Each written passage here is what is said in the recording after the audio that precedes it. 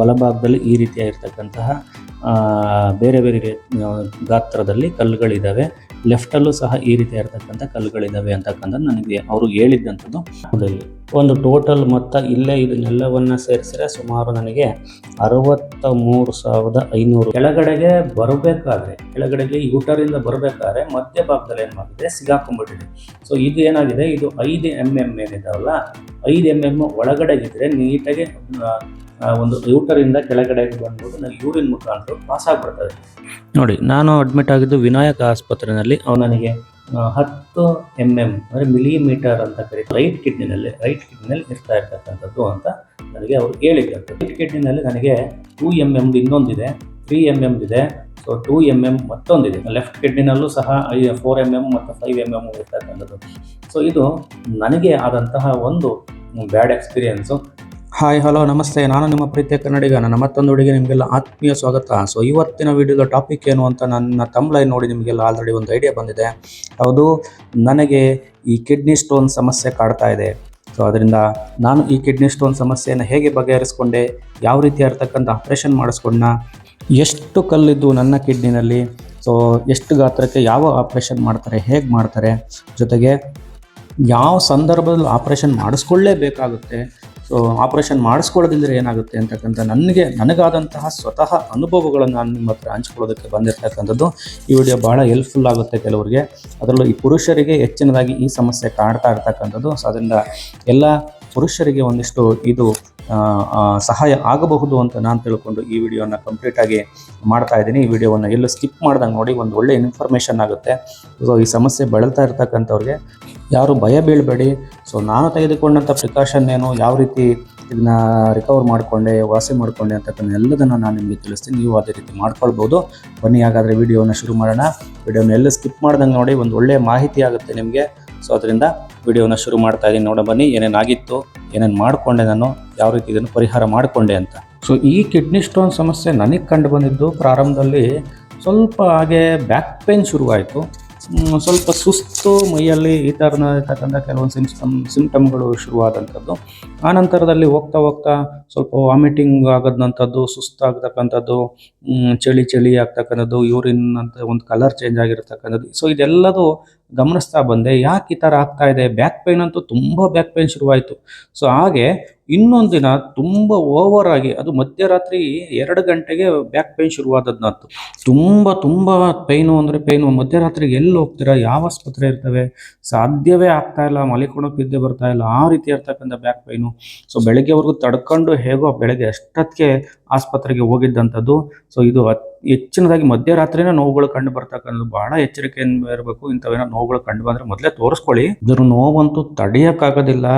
ಏನು ಇದರ ನೋವನ್ನು ಕಂಪೇರ್ ಮಾಡ್ತಾರೆ ಡಾಕ್ಟ್ರು, ಒಂದು ಡೆಲಿವರಿ ನೋವು ಹೇಗಿರುತ್ತಲ್ಲ ಹೆಣ್ಮಕ್ಳಿಗೆ, ಆ ರೀತಿ ಇರ್ತಕ್ಕಂಥ ನೋವು. ಸೊ ಅದನ್ನು ಹೇಗೋ ಸಹಿಸ್ಕೊಂಡು ಬೆಳಗ್ಗೆ ಎದ್ದು ಆಸ್ಪತ್ರೆಯನ್ನು ಹುಡುಕೊಂಡು ಹೊರಟೆ. ವಿನಾಯಕ ಹಾಸ್ಪಿಟಲ್ ಅಂತ ಇದೆ ನಮ್ಮ ತುಮಕೂರಿನಲ್ಲಿ. ಆ ವಿನಾಯಕ ಹಾಸ್ಪಿಟಲ್ಗೆ ನಾನು ಹೋದೆ. ಸೊ ಹೋದಂಥ ಸಂದರ್ಭದಲ್ಲಿ ಆ ಡಾಕ್ಟ್ರುಗಳು ಯಾರೂ ಇರಲಿಲ್ಲ ಅಷ್ಟೊತ್ತಿಗೆ, ಆದರೂ ಬೇಗ ಹೋದೆ. ಹೋಗ್ತಿದ್ದಂಗೆ ಅವರು ತುಂಬ ನೋವು ಕಾಣ್ತಾ ಇತ್ತಲ್ಲ, ಒದ್ದಾಡ್ತಾ ಇದ್ದೆ. ಅದನ್ನು ನೋಡೋಕ್ಕಾಗ್ದಲೆ ಅವ್ರು ಏನು ಮಾಡಿದ್ರು, ಒಂದು ಇಂಜೆಕ್ಷನನ್ನು ಕೊಟ್ಟರು. ಒಂದು ಇಂಜೆಕ್ಷನ್ ಮಲಗಿಸ್ಬಿಟ್ಟು ಒಂದು ಇಂಜೆಕ್ಷನ್ ಕೊಟ್ಟರು, ಪೇಯ್ನ್ ಕಿಲ್ಲರು, ಒಂದು ಸ್ವಲ್ಪ ನೋವು ಕಡಿಮೆ ಆಗಲಿ ಅಂತ. ಸೊ ಆಮೇಲೆ ಡಾಕ್ಟ್ರಿಗೆ ಫೋನ್ ಮಾಡಿ ಡಾಕ್ಟ್ರು ಏನು ಸಜೆಸ್ಟ್ ಕೊಡ್ತಾರೋ ಆ ನಿಟ್ಟಿನಲ್ಲಿ ಅವ್ರು ಏನು ಮಾಡಿದ್ರು, ನನಗೆ ಒಂದು ಇಂಜೆಕ್ಷನ್ ಕೊಟ್ಟು ಒಂದು ಬ್ಲಡ್ಡನ್ನು ತಗೊಂಡು ಸ್ಯಾಂಪಲು ಬ್ಲಡ್ ಟೆಸ್ಟಿಗೆ ಕಳಿಸಿರು. ಸೊ ಅವರು ಒಂದು ಪ್ರಿಕಾಷನರಿಯಾಗಿ, ಪ್ರಥಮ ಚಿಕಿತ್ಸೆ ಅಂತ ಏನು ಕರೀತಾರಲ್ಲ, ಆ ರೀತಿಯಾಗಿ ನನ್ನ ಒಂದಿಷ್ಟು ಟ್ರೀಟ್ಮೆಂಟ್ ಮಾಡಿದ್ರು. ಸ್ವಲ್ಪ ನೋವು ಕಡಿಮೆ ಆಯಿತು, ಒಂದು ಇಂಜೆಕ್ಷನ್, ಒಂದು ಟ್ಯಾಬ್ಲೆಟ್ ಕೊಟ್ಟ ಮೇಲೆ. ಸೊ ಆಮೇಲೆ ಅವರೆಲ್ಲ ಅಷ್ಟೊತ್ತಿಗೆ ಡಾಕ್ಟ್ರುಗಳೆಲ್ಲ ಬರೋದಕ್ಕೆ ಶುರು ಮಾಡಿದರು. ಸೊ ಒಂಥರ ಅಡ್ಮಿಟ್ ಮಾಡಿದುಕೊಳ್ಳುವಂಥ ಒಂದು ಪರಿಸ್ಥಿತಿ ಆ ಲೆವೆಲ್ಲಿಗೆ ಅವ್ರು ಹೇಳ್ತಾ ಇದ್ದಂತ ನಾನು ನೋಡಿದೆ. ಸೊ ಆ ನಿಟ್ಟಿನಲ್ಲಿ ಅವ್ರು ಮಾಡಿದ್ರು, ನನಗೊಂದು ಫೈಲನ್ನು ಕೊಟ್ಟರು. ಜೊತೆಗೆ ಡಾಕ್ಟ್ರು ಬರೋವರೆಗೂ ವೆಯ್ಟ್ ಮಾಡಿ ಅಂದರು. ಸೊ ನಾನು ಸಹ ವೆಯ್ಟ್ ಮಾಡಿ ಡಾಕ್ಟ್ರು ಬರೋವರೆಗೂ ವೆಯ್ಟ್ ಮಾಡಿದೆ. ಡಾಕ್ಟ್ರು ಸಹ ಬಂದರು. ಸ್ವಲ್ಪ ಹೊತ್ತಾದಮೇಲೆ ಒಂದು 9 ಗಂಟೆಗೆ ಡಾಕ್ಟ್ರು ಬಂದರು. ಸೊ ಅವರು ಕ್ಲೀನಾಗಿ ಎಕ್ಸ್ಪ್ಲೇಷನ್ ಕೊಟ್ಟರು. ಸೊ ಏನಾಗಿದೆ, ಸೊ ಅವರು ಒಂದು ಅಲ್ಟ್ರಾಸೌಂಡ್ ಸ್ಕ್ಯಾನ್ ಅಂತ ಮಾಡ್ತಾರೆ ನಮ್ಮ ಕಿಡ್ನಿನಲ್ಲಿರ್ತಕ್ಕಂಥ ಸ್ಟೋನ್ಗಳನ್ನು ಕಂಡುಹಿಡಿಯೋದಕ್ಕೆ. ಅವರಿಗೆ ಒಂದು ಅಲ್ಟ್ರಾಸೌಂಡ್ ಸ್ಕ್ಯಾನ್ ಮಾಡಿರು. ಸ್ಕ್ಯಾನ್ ಮಾಡಿದಾಗ ಗೊತ್ತಾಯಿತು, ಪಕ್ಕ ಅದೇ ನೋವು, ಕಿಡ್ನಿ ಸ್ಟೋನ್ದೇ ನೋವು ಅಂತಕ್ಕಂಥದ್ದು ನೋಡ್ತಾರೆ. ಸೊ ಅದರಲ್ಲಿ ಒಂದಲ್ಲ ಸುಮಾರು ಕಲ್ಲುಗಳೇ ಇದ್ವು, ಲೆಫ್ಟ್ ಕಿಡ್ನಿನಲ್ಲಿ ಮತ್ತು ರೈಟ್ ಕಿಡ್ನಿನಲ್ಲಿ. ಸೊ ಅದನ್ನು ಅವ್ರು ನನಗೆ ಎಕ್ಸ್ಪ್ಲೇನ್ ಮಾಡ್ತಾರೆ, ನಿನ್ನ ಸ್ಟೋನು ಈಗ ಯಾವ ಸ್ಥಳದಲ್ಲಿದೆ, ಹೇಗಿದೆ ಅಂತಕ್ಕಂಥದ್ದೆಲ್ಲವನ್ನು ಅವರು ಎಕ್ಸ್ಪ್ಲೇನ್ ಮಾಡಿದ್ರು ತುಂಬ ಚೆನ್ನಾಗಿ. ಸೊ ನನಗೆ ಕಾಣಿಸ್ಕೊಂಡಿದ್ದ ನೋವು ಬಲಗಡೆ ಕಿಡ್ನಿನಲ್ಲಿ ನನಗೆ ನೋವು ಕಾಣಿಸ್ಕೊಂಡಿದ್ದು. ಸೊ ಅದನ್ನು ನೀಟಾಗಿ ಸ್ಕ್ಯಾನ್ ಮಾಡಿ ಹೇಳಿರು. ಸೊ ಆ ಸ್ಟೋನ್ ಎಲ್ಲಿಂದ ಅಂದರೆ ನೋಡಿ, ಈ ಥರ ಯೂಟರ್ನಲ್ಲಿ ಸಿಗಾಕೊಂಡಿದೆ ಬಂದು, ಅದು ಕಿಡ್ನಿಯಿಂದ ರಿಮೂವ್ ಆಗೋದಕ್ಕೆ ಬಂದಿದೆ. ರಿಮೂವ್ ಆಗೋದಕ್ಕೆ ಬಂದು ಇಲ್ಲಿ ಯೂಟರ್ನಲ್ಲಿ ಏನಾಗಿದೆ, ಅದು ಸಿಗಾಕೊಂಡ್ಬಿಟ್ಟಿದೆ. ಅಲ್ಲಿ ಕಾಣ್ತಾ ಇದೆ, ಪಿಕ್ಚರ್ನಲ್ಲಿ ನೋಡ್ತಾ ಇದ್ದಾರೆ ನೀವು ಮಧ್ಯದಲ್ಲಿ. ಸೊ ಇದು ಏನಾಗಿದೆ ಅಂದರೆ ಕಿಡ್ನಿನಲ್ಲಿರ್ತಕ್ಕಂಥ ಕಲ್ಲು ರಿಮೂವ್ ಆಗೋದಕ್ಕೆ ಅಂತ ಕೆಳಗಡೆ ಬಂದಿದೆ, ನೀರು ಕುಡಿದು ಚೆನ್ನಾಗಿ ಕುಡಿದಾಗ. ಸೊ ಅದು ಬಂದು ಯೂಟರ್ನಲ್ಲಿ ಲಾಕ್ ಆಗಿಬಿಟ್ಟಿದೆ, ಕೆಳಗಡೆ ಇಳಿಯೋಕ್ಕಾಗ್ದಿಲ್ಲ. 10 mm ಸ್ಟೋನ್ ಇದು, 10 mm ಅಂತ ಕರಿತೀವಿ. ಸೊ ಇದು ಒಂದು ಯೂಟರ್ ಅಂತಕ್ಕಂಥ ಒಂದು ನರ್ವ್ ಇರುತ್ತಲ್ಲ, ಬ್ಲಾಡರಿಗೆ ಬಂದಿರ್ತಕ್ಕ, ಅಲ್ಲಿ ಮಧ್ಯದಲ್ಲಿ ಸಿಗಾಕೊಂಡ್ಬಿಟ್ಟಿದೆ. ಈ ಥರ ಆದ್ರೇ ಹೆವಿ ಪೇಯ್ನ್ ಬರ್ತಕ್ಕಂಥದ್ದು. ಕಿಡ್ನಿ ಒಳಗಡೆ ಇದ್ದರೆ ಯಾವುದೇ ಕಾರಣಕ್ಕೂ ಪೇಯ್ನ್ ಬರೋದಿಲ್ಲ. ಸೊ ಅದು ಕೆಳಗೆ ಇಳಿಯುವಂಥ ಸಂದರ್ಭದಲ್ಲಿ ಇಲ್ಲ ಸ್ಟ್ರಕ್ ಆದರೆ ಮಾತ್ರ ಈ ಥರದ ನೋವು ಕಾಣುವಂಥದ್ದು. ನನಗೆ ಇದೇ ಥರದಲ್ಲಿ ಬಲಗಡೆ ಭಾಗದಲ್ಲಿ ಈ ಥರ ಆಗಿತ್ತು. ಹೆವಿ ಅಂದರೆ ಹೆವಿ ಪೇಯ್ನ್ ಬರ್ತವೆ. ಈ ರೀತಿಯಲ್ಲಿ ಮಧ್ಯದಲ್ಲಿ ನೀವು ಏನಾರ ಸ್ಟೋನ್ಗಳು ಸಿಗಾಕೊಂಡ್ರೆ, ಕಿಡ್ನಿ ಒಳಗಡೆಗಿದ್ರೆ ನೋವು ಬರೋದಿಲ್ಲ, ಇನ್ನು ಸೀದಾ ಬಂದು ಬ್ಲ್ಯಾಡರಲ್ಲಿ ಕೂತ್ಕೊಂಡು ನೋವಾಗೋದಿಲ್ಲ. ಮಧ್ಯದಲ್ಲಿ ಸಿಗಾಕೊಂಡ್ರೆ ಮಾತ್ರ ಹೆವಿ ಆಗಿ ಪೇಯ್ನ್ ಆಗುವಂಥದ್ದಾಗುತ್ತೆ. ಸೊ ಆ ಸಂದರ್ಭದಲ್ಲಿ ನಾವು ಏನು ಮಾಡೋದಕ್ಕೂ ಸಾಧ್ಯ ಇಲ್ಲ. ಈ ರೀತಿ ಇರತಕ್ಕಂಥ ಆಪ್ರೇಷನ್ಗೆ ಒಳಗಾಗಲೇಬೇಕಾಗುತ್ತೆ. ಸೊ ಅವು ಬೇಗ ರಿಮೂವ್ ಆಗೋದಿಲ್ಲ. ಅದು ನರ್ವು ಎಷ್ಟಿರುತ್ತೋ ಅಷ್ಟು ಚಿಕ್ಕ ಗಾತ್ರದ ಕಲ್ಲುಗಳು ಇಳಿಯೋದಕ್ಕೆ ಸಾಧ್ಯ ಇದೆ. ಇಲ್ಲಿ ದೊಡ್ಡ ಗಾತ್ರದ ಕಲ್ಲಾಗಿರೋದ್ರಿಂದ ಇಳಿದಕ್ಕೆ ಸಾಧ್ಯ ಆಗಿಲ್ಲ. ನೋಡಿ, ಆ ರಿಪೋರ್ಟ್ ಅನ್ನು ತೋರಿಸ್ತಾ ಇದ್ದೀನಿ ನಾನು ನಿಮಗೆ. ನೋಡಿ, ನಾನು ಅಡ್ಮಿಟ್ ಆಗಿದ್ದು ವಿನಾಯಕ ಆಸ್ಪತ್ರೆಯಲ್ಲಿ. ಆ ಆಸ್ಪತ್ರೆಯಲ್ಲಿ ಮಾಡಿದಂಥ ಒಂದು ರಿಪೋರ್ಟ್ ಇದು. ಸೊ ಅಲ್ಟ್ರಾಸೌಂಡ್ ಅಂತಕ್ಕಂಥ ಒಂದು ಸ್ಕ್ಯಾನಿಂಗ್ ಅನ್ನು ಮಾಡ್ತಾರೆ ನಿಮಗೆ. ಸೊ ಆ ಸ್ಕ್ಯಾನಿಂಗಲ್ಲಿ ನಿಮಗೆ ನಿಮ್ಮ ಸ್ಟೋನ್ ಗಾತ್ರ ಏನಿದೆ, ನಿಮ್ಮ ರೈಟ್ ಕಿಡ್ನಿ ಮೆಜರ್ಮೆಂಟ್ ಏನಿದೆ, ಲೆಫ್ಟ್ ಕಿಡ್ನಿ ಎಷ್ಟಿದೆ, ಯಾವ ರೀತಿ ಇರಬೇಕು, ಏನು ಎಲ್ಲದನ್ನ ಹೇಳ್ತಾರೆ. ಸೊ ಕೊನೆಯದಾಗಿ ನಮಗೆ ಎಷ್ಟು ಸ್ಟೋನ್ಗಳಿದ್ದಾವೆ, ಯಾವ ಗಾತ್ರದಲ್ಲಿದ್ದಾವೆ ಅಂತಕ್ಕಂಥದ್ದೆಲ್ಲವನ್ನು ಹೇಳುವಂಥದ್ದಾಗುತ್ತೆ. ನೋಡ್ತಾ ಇರ್ಬೋದು ನೀವು ಇಲ್ಲಿ.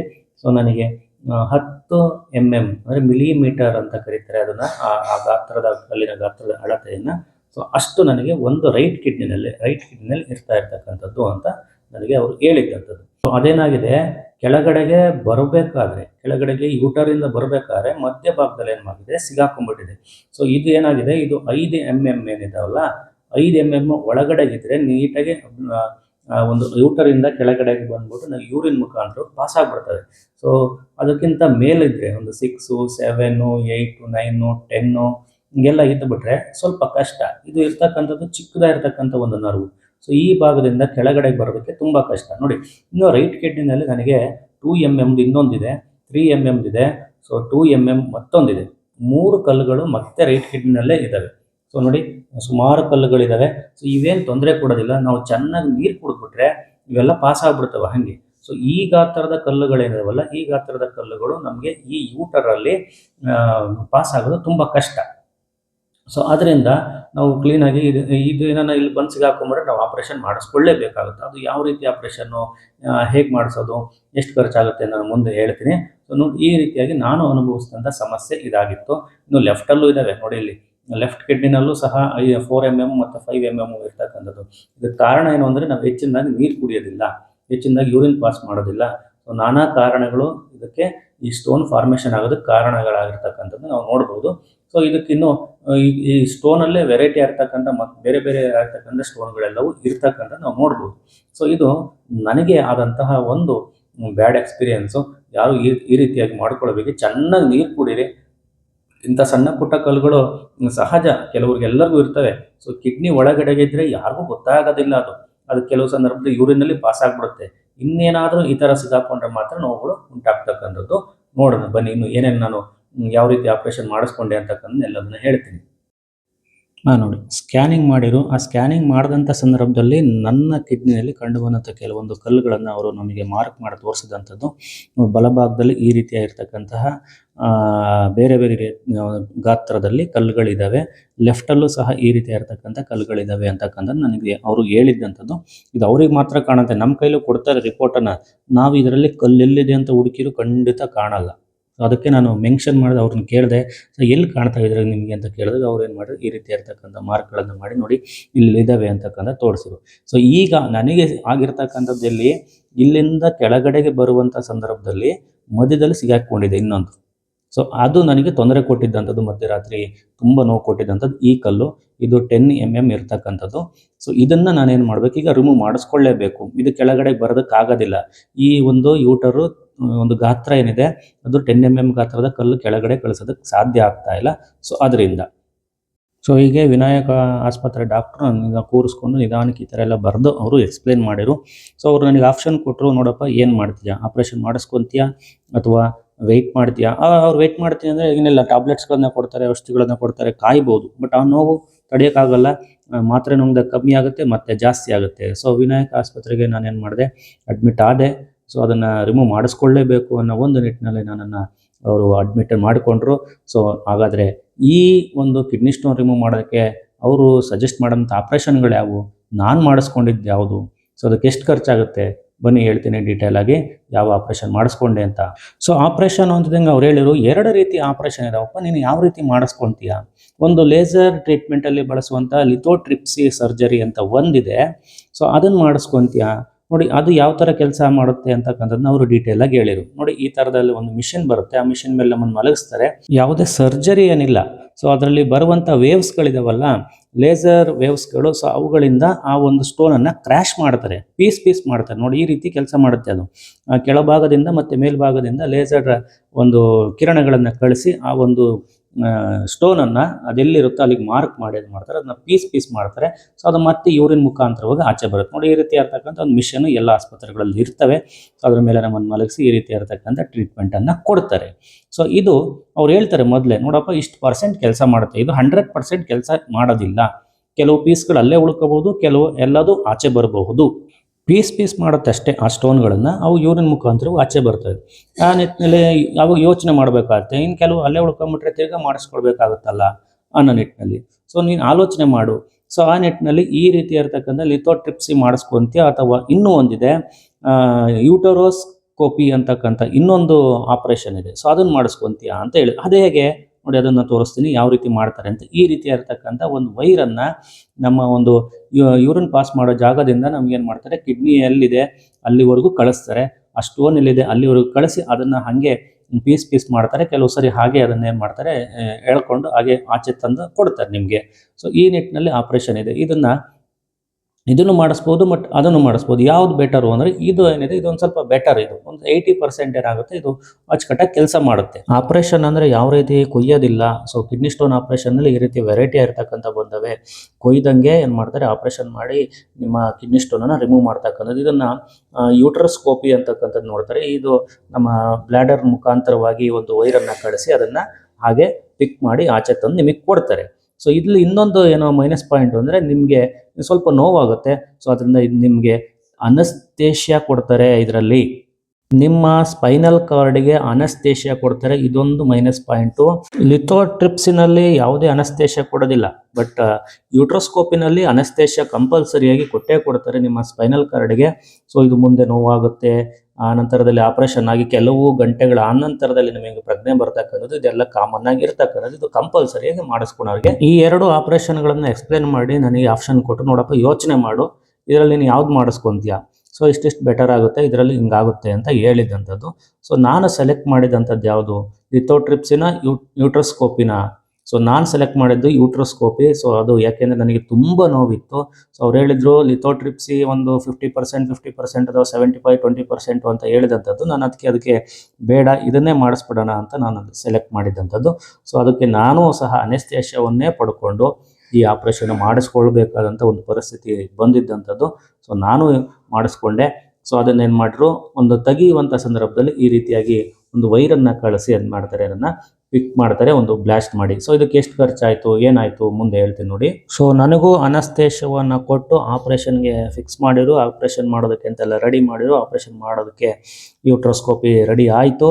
ಸೊ ಆಪ್ರೇಷನ್ ಮಾಡ್ತಾಯಿದ್ರು. ಮಾಡಬೇಕಾದ್ರೆ 10 mm ಸ್ಟೋನು ಅದು ಪಿಕ್ ಮಾಡಿ ಆಚೆ ತರೋಕ್ಕಾಗಲಿಲ್ಲ. ಅದಕ್ಕೆ ಏನು ಮಾಡಿದ್ರು, ಅವರು ಬ್ಲಾಸ್ಟ್ ಮಾಡಿರು, 2 ಭಾಗ ಮಾಡಿರು. ನನ್ನ ದುರಾದೃಷ್ಟ ಏನು ನೋಡಿ, ಒಂದು ಭಾಗ ಸೀದಾ ಮತ್ತೆ ಒಳಗಡೆನೆ ಹೋಗ್ಬಿಡ್ತು, ಅದನ್ನು ಆಚೆ ತೆಗಿಯೋಕ್ಕಾಗಲೇ ಇಲ್ಲ. ಸೊ ನಿಮ್ಮ ಒಂದು ಯೂಟರ್ ಅಂತಕ್ಕಂಥ ತುಂಬ ಗಾತ್ರ ಕಮ್ಮಿ ಇದೆ. ಸೊ ಆ ಕಲ್ಲು ಬರ್ತಾ ಇಲ್ಲ.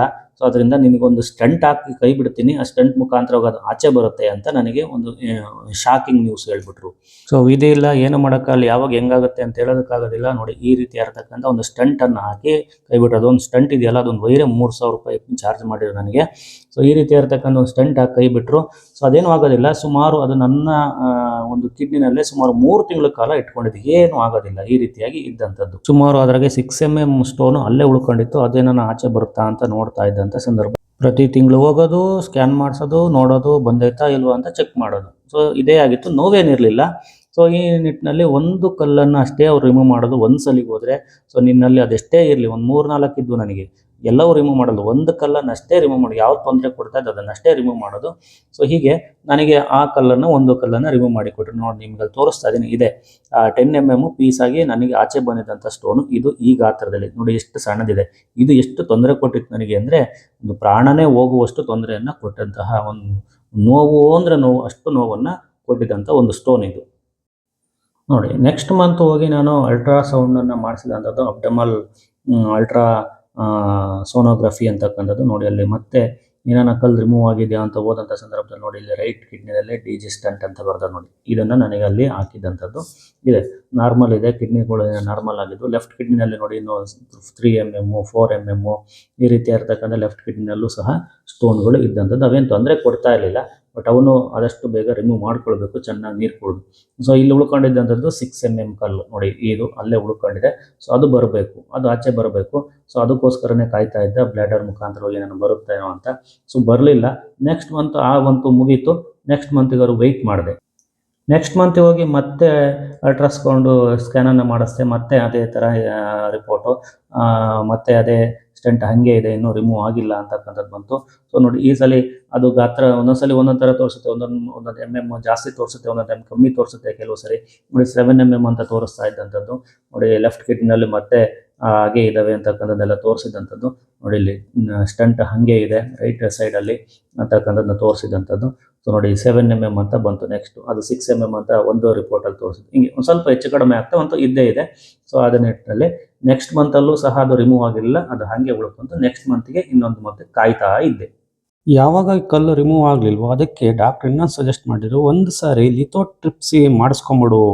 ಸೊ ವ್ಯಾನ್ ಇಲ್ಲಿಗೆ ಬರುತ್ತೆ, ನೀನೆಲ್ಲೂ ಹೋಗ್ಬೇಕಾಗಿಲ್ಲ ಅಂತಕ್ಕಂಥದ್ದು, ಅದಕ್ಕೆ ಬೇರೆ ಚಾರ್ಜು ಅಂತ ಹೇಳಿರು. ನೋಡಿ ಈ ಥರ ಲಿಥೋಟ್ರಿಪ್ಸಿ ಮಾಡಿಸ್ಕೋ, ಸಣ್ಣದ ಕಲ್ಲು ಇದೆಯಲ್ಲ ಅದು ಬ್ಲಾಸ್ಟ್ ಆಗುತ್ತೆ, ಬೇಗ ರಿಮೂವ್ ಆಗಿಬಿಡುತ್ತೆ ಅಂತ. ನಾನು ಏನು ರಿಮೂವ್ ಆದರೆ ಸಾಕಲ್ಲ, ಹೋದ್ರೆ ಸಾಕಲ್ಲ, ಎಷ್ಟು ದಿನ ಅಂತ ಕಾಯಿದ್ರೆ, ಅಲ್ಲೇ 2 ತಿಂಗಳು 3 ತಿಂಗಳು ಆಯ್ತಲ್ಲ ಅಂತ ಒಪ್ಕೊಂಡೆ. ಸೊ ಅದನ್ನೂ ಮಾಡಿಸ್ದೆ. ಯಾವುದೇ ಕಾರಣಕ್ಕೂ ಇಂಥವೆಲ್ಲ ಮಾಡಿಸೋದಕ್ಕೆ ಹೋಗ್ಬಿಟ್ಟು ದಯವಿಟ್ಟು. ಇವೆಲ್ಲ ತಾತ್ಕಾಲಿಕ ರಿಲೀಫ್ಗಳಷ್ಟೇ. ಅವಾಗ ಚೆನ್ನಾಗಿರ್ತವೆ, ಮುಂದೆ ಎಫೆಕ್ಟು ನಮ್ಮ ಕಿಡ್ನಿ ಹತ್ರ ಇರ್ತಕ್ಕಂತಹ ಒಂದಿಷ್ಟು ನರ್ವ್ಗಳೆಲ್ಲ ಭಾಳ ಡ್ಯಾಮೇಜ್ ತಿಂತವೆ. ಇದು ನೋಡೋದಕ್ಕೆ ಹಂಗೆ ಕಾಣುತ್ತೆ, ಭಾಳ ನೋವು ಕೊಡುತ್ತೆ. ಅದು ಏನು ಅನಸ್ತೇಷಿಯಾ ಕೊಟ್ಟಿರೋದಿಲ್ಲ, ಯಾವುದು ಇಂಜೆಕ್ಷನ್ ಕೊಟ್ಟಿರೋದಿಲ್ಲ, ಕೆಳಗಡೆಗೆ ಮೇಲೆ ಪ್ರೆಷರ್ ಕೊಡ್ತಾ ಇರುತ್ತೆ, ಥರ ಕೋಲ್ ತಗೊಂಡು ಹೊಡೆದಂಗೆ ಆಗುತ್ತೆ, ಅಷ್ಟು ನೋವು ಕೊಡುತ್ತೆ. ಅವು ಏನಾಗ್ತವೆ, ನರ್ವ್ಗಳೆಲ್ಲ ಡ್ಯಾಮೇಜ್ ಆಗ್ತವೆ, ಒಂಥರ ಡೆಡ್ ಸೆಲ್ಗಳಾಗ್ಬಿಡ್ತವೆ. ಸೊ ಅದರಿಂದ ಒಂದು ಸ್ವಲ್ಪ ತುಂಬ ಡೇಂಜರು ಇಲ್ಲಿ ಲಿಥೋಟ್ರಿಪ್ಸಿ. ಬಟ್ ಆದರೂ ನಾನು ಒಂದು ಸಲ ಮಾಡಿಸ್ದೆ, ಅದು ರಿಮೂವ್ ಆಗಲಿಲ್ಲ. ನೆಕ್ಸ್ಟ್ ಮಂತಿಗೆ ಬಂದೆ. ಈ ಮಂತಲ್ಲಿ ಚೆನ್ನಾಗಿ ನೀರು ಕುಡಿದೆ, ಚೆನ್ನಾಗಿ ಎಳ್ನೀರು ಕುಡಿದೆ, ಏನೇನು ಪ್ರಿಕಾಷನರಿ ಏನೇನು ತಗೋಬೇಕು ಎಲ್ಲವನ್ನು ತೊಗೊಂಡೆ, ಊಟದಲ್ಲಿ ಕಂಟ್ರೋಲ್ ಮಾಡಿದೆ. ಸೊ ಇದೆಲ್ಲದೂ ಆಗಿದೆ. ಸಲ ಗ್ಯಾರಂಟಿ ರಿಮೂವ್ ಆಗಿದೆ, ರಿಮೂವ್ ಆಗಿರುತ್ತೆ ಅಂತ ನಾನೇನು ಮಾಡಿದೆ, ಹೋಗಿ ಅಲ್ಟ್ರಾಸೌಂಡ್ ಸ್ಕ್ಯಾನಿಂಗ್ ಮಾಡ್ತೀನಿ, ನೋಡ್ತೀನಿ, ಮತ್ತೆ ಅದೇ ರಿಪೋರ್ಟು ಹಾಗೆ ಬರ್ತಾ ಇದೆ. ಬಟ್ ಅದು ಹೋಗೇ ಇಲ್ಲ, ಗೊತ್ತಾಗ್ತದೆಯಾ.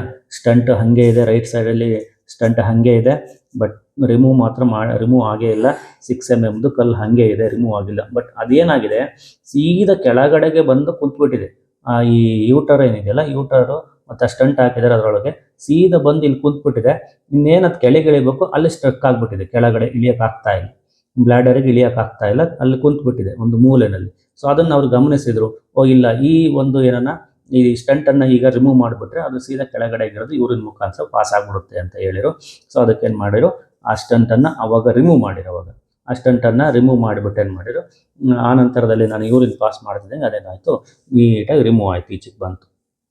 ಸೊ ಇದು ಈ ನಿಟ್ಟಿನಲ್ಲಿ ಏನು ಮಾಡಿದ್ರು, ಆ ಒಂದು ಸ್ಟೋನನ್ನು 10 mm ಸ್ಟೋನನ್ನು 2 ಬಾರಿ ನಾನು ಮಾಡಿಸ್ಕೊಂಡಂಗಾಯಿತು. ಸೊ ಇದು ಏನು ತುಂಬ ಸಿಂಪಲ್, ಈ ಯಾವುದು ಈ ಸ್ಟಂಟನ್ನು ರಿಮೂವ್ ಮಾಡ್ತಕ್ಕಂಥದ್ದು. ಅದಕ್ಕೇನು ಯಾವುದೇ ಅನಸ್ತೇಷಿಯಾ ಕೊಡೋದಿಲ್ಲ, ಏನಿಲ್ಲ.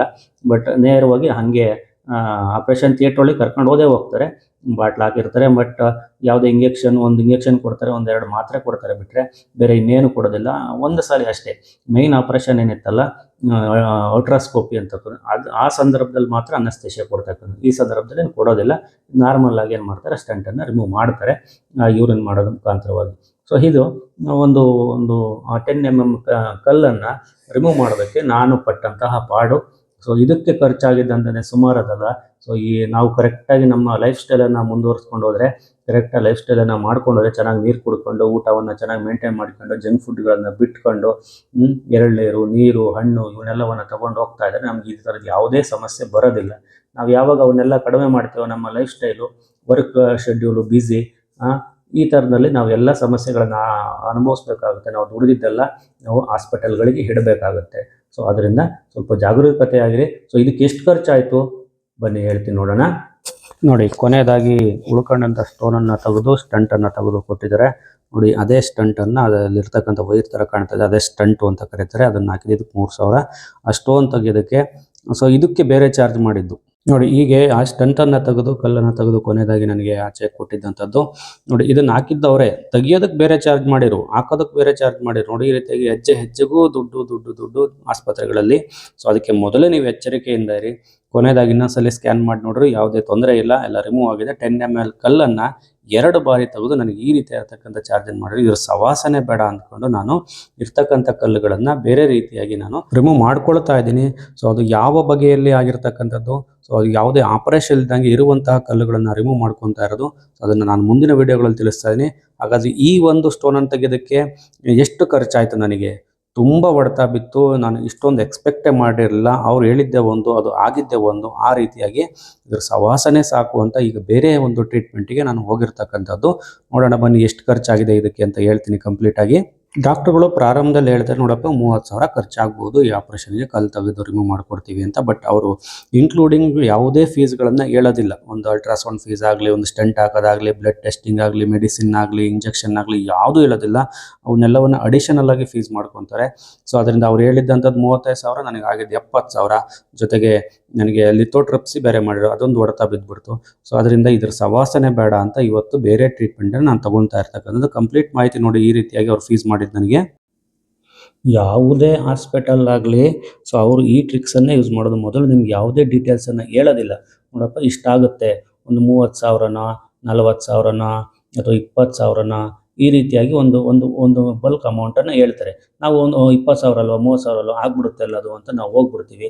ಸೊ ಅಲ್ಲಾಗದೇ ಬೇರೆ. ಸೊ ನನಗಾಗಿದ್ದಂಥ ಅನುಭವ ಹೇಳ್ತಾ ಇದೆ ನೋಡಿ. ಪ್ರಾರಂಭದಲ್ಲಿ ನಾನು ಅವತ್ತು ಬೆಳಗ್ಗೆನೇ ಹೋದಂಥ ಸಂದರ್ಭದಲ್ಲಿ ಡಾಕ್ಟ್ರ್ ಇಲ್ಲ, ಅವರೇ ಒಂದು ಅಡ್ಮಿಟ್ ಮಾಡಿಕೊಂಡು ಟೆಸ್ಟ್ ಮಾಡಿದರು. ಆ ಫೀಸನ್ನು ನಂತರದಲ್ಲಿ ಇಸ್ಕೊಂಡ್ರು. ಇದು ಡಾಕ್ಟ್ರ್ ಫೀಸು ₹500 ಡಾಕ್ಟ್ರ್ ಫೀಸು ಅಂತ ನಂತರ ಫಸ್ಟ್ ಇಸ್ಕೊಂಡಿದ್ದಂಥದ್ದು. ಆಮೇಲೆ ಅಲ್ಟ್ರಾಸೌಂಡ್ ಮಾಡಿರು, ಕಲ್ಲನ್ನು ಟೆಸ್ಟ್ ಮಾಡೋದಕ್ಕೆ ಏನು ನೋವು ಅಂತ ಟೆಸ್ಟ್ ಮಾಡೋದಕ್ಕೆ ಅಲ್ಟ್ರಾಸೌಂಡ್ ಮಾಡಿರು, ಅದಕ್ಕೆ ₹1,000 ಫೀಸ್ ಮಾಡಿರು.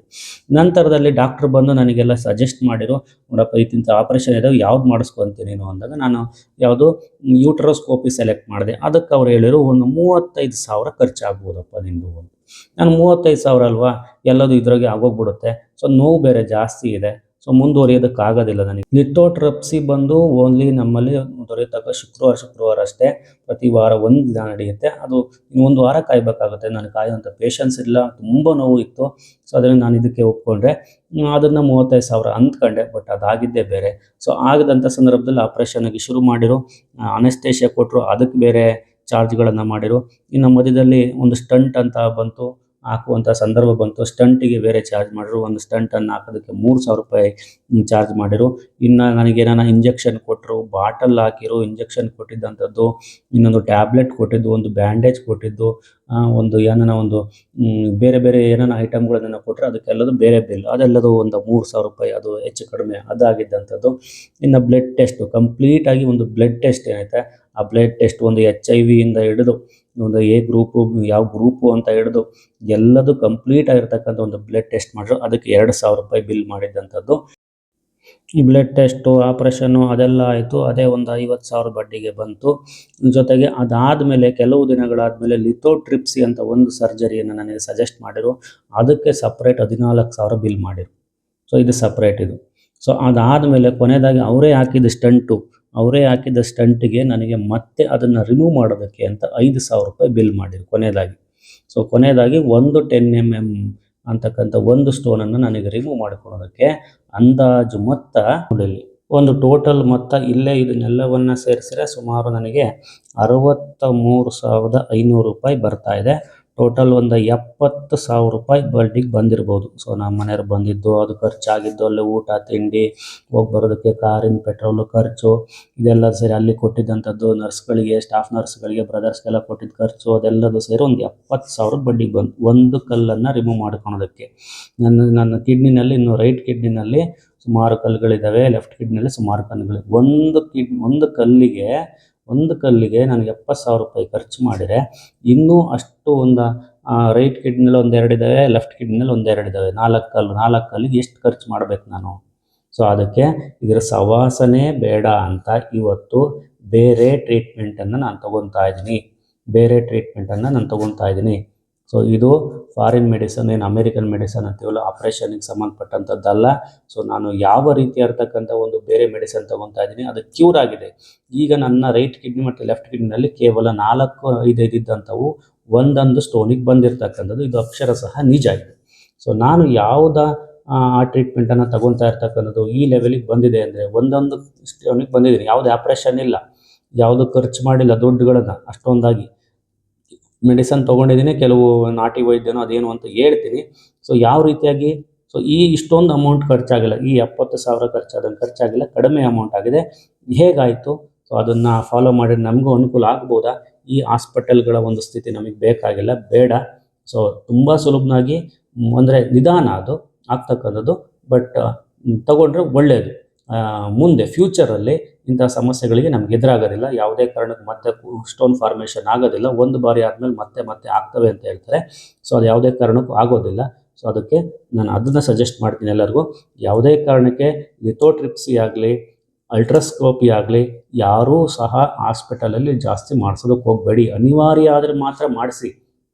ಇಲ್ಲ ನನ್ನ ಕೈಲಿ ಆಗ್ತಾನೇ ಇಲ್ಲ, ನನಗಾಗಿದ್ದು ಅದೇ ಥರ ಆಗ್ತಾನೇ ಇಲ್ಲ ಅನ್ನೋ ಸಿಚುವೇಷನಲ್ಲಿ ನಾನು ಮಾಡಿಸೋದಕ್ಕೆ ಹೋಗಿದ್ದು. ಸೊ ಅದೊಂದು ಸಜೆಸ್ಟ್ ಮಾಡ್ತಾಯಿದ್ದೀನಿ. ಯಾವುದೇ ಕಾರಣಕ್ಕೆ ಆ ರೀತಿಯಾಗಿ ನಿಧಾನ ಇದ್ದರೂ ಪರವಾಗಿಲ್ಲ, ನಿಧಾನಕ್ಕೆ ಅದು ರಿಮೂವ್ ಆಗ್ತವೆ. ಯಥೇಚ್ಛವಾಗಿ ನೀರು ಕುಡಿಬೇಕು, ಫ್ಲೂಯಿಡ್ಗಳನ್ನು ತಗೊಳ್ಬೇಕು, ಹಣ್ಣುಗಳನ್ನು ಸೇವನೆ ಮಾಡಬೇಕು, ಮಟನ್ನು ಚಿಕನ್ ಇಂಥವನ್ನ ಕಡಿಮೆ ಮಾಡಬೇಕು. ಇಂಥವೆಲ್ಲ ಕೆಲವೊಂದು ಟ್ರಿಕ್ಸ್ಗಳಿದ್ದಾವೆ. ಊಟದಲ್ಲಿ ಪಥ್ಯಗಳಿರಬೇಕು, ಅವನ್ನೆಲ್ಲವನ್ನು ಫಾಲೋ ಮಾಡಿ ನಮಗೆ ಈ ಸಮಸ್ಯೆಗಳು ಯಾವುದೇ ಕಾರಣಕ್ಕೆ ಬರಲಿಕ್ಕಿಲ್ಲ. ಇಷ್ಟೊಂದು ದುಡ್ಡು ಖರ್ಚಾಗಲಿಕ್ಕಿಲ್ಲ. 70,000 ಅಂದರೆ ನೋಡಿ, ನಾವು ದುಡ್ದಿದ್ದೆಲ್ಲ ವರ್ಷವೆಲ್ಲ ಸೇವಿಂಗ್ ಮಾಡಿದ್ದೆಲ್ಲ ಇಲ್ಲೇ ಹೋಯ್ತು. ಸೊ ಅದರಿಂದ ಇವುಗಳಿಗೆ, ಇಂಥ ಸಮಸ್ಯೆಗಳಿಗೆ ಒಳಗಾಗೋದಕ್ಕೂ ಮುಂಚೆ ಭಾಳ ಎಚ್ಚರಿಕೆಯಿಂದ ನಮ್ಮ ಆರೋಗ್ಯವನ್ನು ಕಾಪಾಡಬೇಕು. ಆರೋಗ್ಯವೇ ಭಾಗ್ಯ ಅನ್ನಂಗೆ ಈ ದಿನಗಳಲ್ಲಿ ಇರತಕ್ಕಂಥದ್ದು. ಸೊ ಅದರಿಂದ ಈ ಮಾಹಿತಿ ನಿಮ್ಗೆ ಇಷ್ಟ ಆಗಿದೆ ಅಂದ್ಕೊತೀನಿ. ಇಷ್ಟ ಆಗಿದರೆ ಒಂದು ಲೈಕು, ಒಂದು ಶೇರು, ನನ್ನ ಕಾಮೆಂಟ್ ಮಾಡಿ. ಯಾರಿಗಾದ್ರೂ ಏನಾದರೂ ಸಹಾಯ ಬೇಕಾದರೆ, ಇನ್ನೂ ಏನಾದರೂ ಇನ್ಫಾರ್ಮೇಷನ್ ಬೇಕಾದರೆ, ಸೊ ನನ್ನ ಚಾನಲ್ ಸಬ್ಸ್ಕ್ರೈಬ್ ಮಾಡ್ಕೊಳ್ಳಿ. ಸೊ ಈ ನಿಟ್ಟಿನಲ್ಲಿ ಈ ಒಂದು ಕಿಡ್ನಿ ಸ್ಟೋನಿನ ಸಮಸ್ಯೆ ಜೊತೆಗೆ ನನ್ನ ಅನುಭವನ ನಿಮ್ಮ ಹತ್ರ ಶೇರ್ ಮಾಡ್ಕೊಂಡಿರ್ತಕ್ಕಂಥದ್ದು. ಸೊ ಇವತ್ತಿನ ವಿಡಿಯೋ ಇದು. ಎಲ್ಲರೂ ಈ ವಿಡಿಯೋವನ್ನು ತಮ್ಮ ಮಾಹಿತಿಗೋಸ್ಕರ ಆದರೂ ಒಂದು ಬಾರಿ ನೋಡಿ ಅಂತ ಹೇಳ್ತಾ ಇದ್ದೀನಿ. Thank you.